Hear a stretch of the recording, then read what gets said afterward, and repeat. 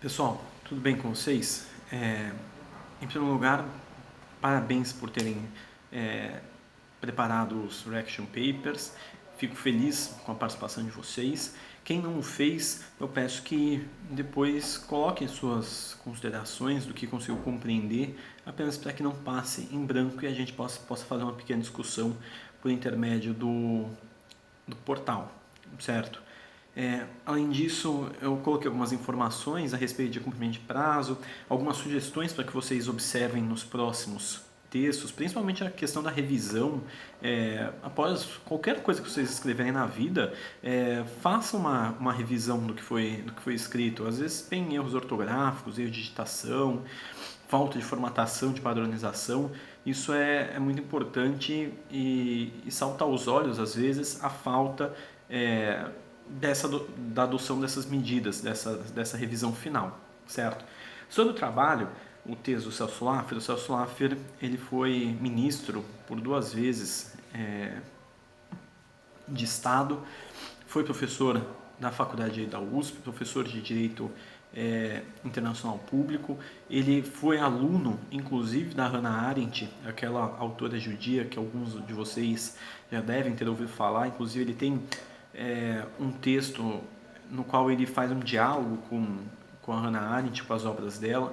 Então, em que pese ele ter uma formação em direito internacional, a qual é muito sólida, ele também tem, ele dá um bom trato na matéria de direitos humanos, conforme a gente até pôde ver nesse trabalho que eu disponibilizei para vocês. É inclusive um texto escrito no contexto de um livro sobre a história dos direitos humanos. Vocês podem observar logo na primeira página, um sumário, em que a referência é a página de falha, ao Congresso de Viena, a Conferência de Berlim e outros momentos históricos que são relevantes para a construção dos direitos humanos, certo? Então, ao Celso Laffer, nesse trabalho, nesse livro, nessa obra coletiva, coube analisar a Declaração Universal dos Direitos Humanos. E aí ele faz uma contextualização muito interessante sobre como se chegou na Declaração Universal e como, salvo engano, até a Mary disse no seu Reaction Paper, em outras palavras, ela é uma resposta às barbáries cometidas especialmente pelo regime nazista ao longo da Segunda Guerra Mundial. A Flávia Piovesan, quase que também nessas palavras, no seu direito constitucional internacional, ela também dá essa abordagem da Declaração Universal, dessa internacionalização de direitos, como uma resposta àquilo que aconteceu ao longo da Segunda Guerra Mundial. Mas não é só, a gente pode pensar na Declaração Universal como um documento emancipador do indivíduo e que responde a todas as barbáries, a todas as atrocidades que o ser humano já passou, desde as revoluções liberais na luta contra as ingerências do Estado, no contexto da Revolução Industrial, na luta dos trabalhadores especialmente pelo reconhecimento da condição dos seres humanos pelo Estado e da necessidade de políticas voltadas para eles, bem como também de tudo aquilo que derivou de guerras, sejam, como também o Alessandro destacou, o ius in bello, o direito internacional humanitário, desde o século XIX, com a primeira Convenção de Genebra, em 1864, se não estiver trocando o ano, até mesmo em 1919, com o Tratado de Versalhes, que criou a Organização Internacional do Trabalho, que criou a Liga das Nações, o seu pacto nos artigos 1º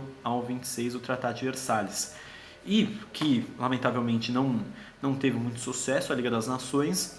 Tivemos a Segunda Guerra Mundial e, diante disso, tivemos a criação das Nações Unidas.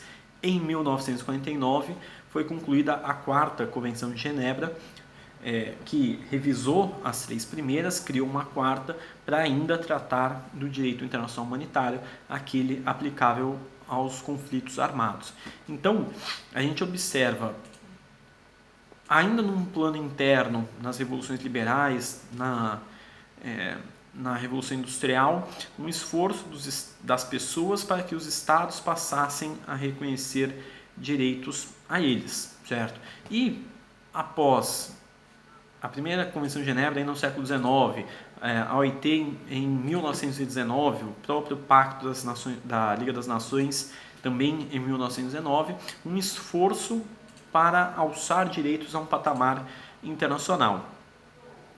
Um esforço que culminou em 1948 com a proclamação da Declaração Universal dos Direitos Humanos.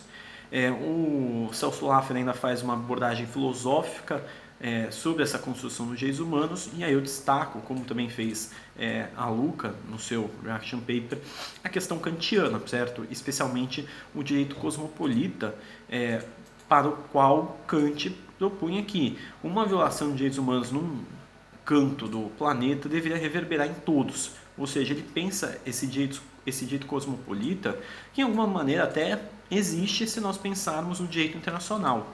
Não é, evidentemente, o direito cosmopolita que espera o Kant, um direito exatamente comum a todos numa mesma medida, mas o direito internacional é o ramo do direito capaz de abrigar os Estados.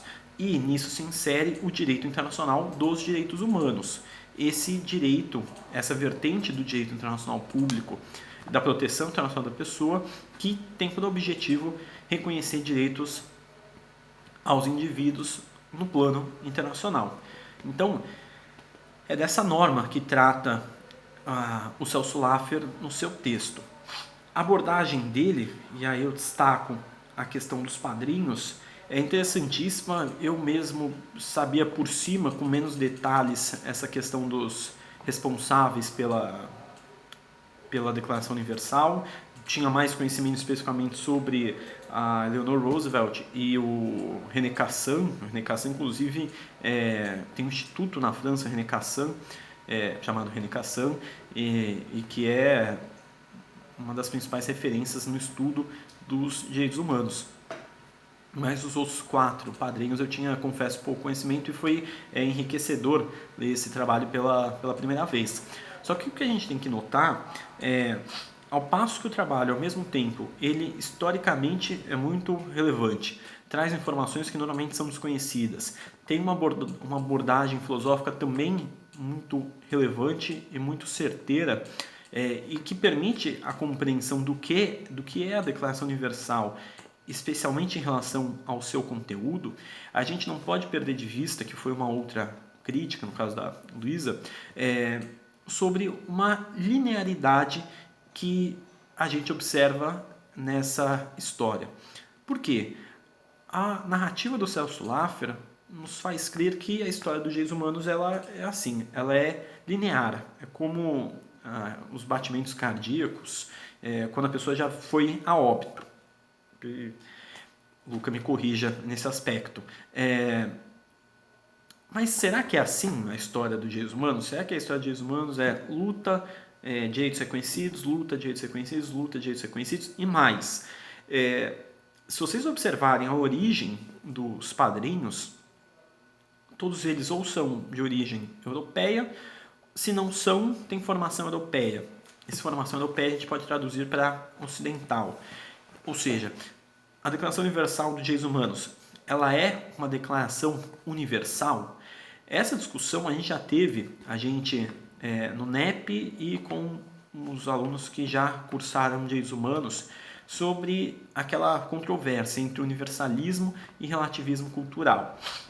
No sentido de que os direitos humanos eles são universais ou eles são fruto de uma concepção ocidental que não observa aspectos culturais que são diferentes em países não ocidentais, especialmente na Ásia e na África.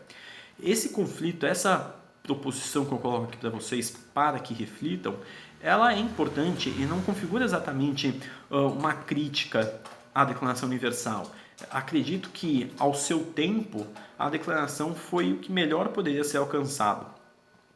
Eu reforço, a Declaração Universal ela é pós-Segunda Guerra Mundial, ela é pós o recrudescimento de direitos aos indivíduos e, sobretudo, a renegação dos indivíduos a uma situação de meio e não de fim, como sugeriria o próprio Immanuel Kant. Então, ao seu tempo e ao fim que se prestava, a Declaração Universal parece-me cumprir sim o seu papel. Só que hoje, 2020, 13 de abril, em meio a uma pandemia, eu acho que essa reflexão passa a ser importante. Não exatamente hoje só, mas já há algum tempo atrás.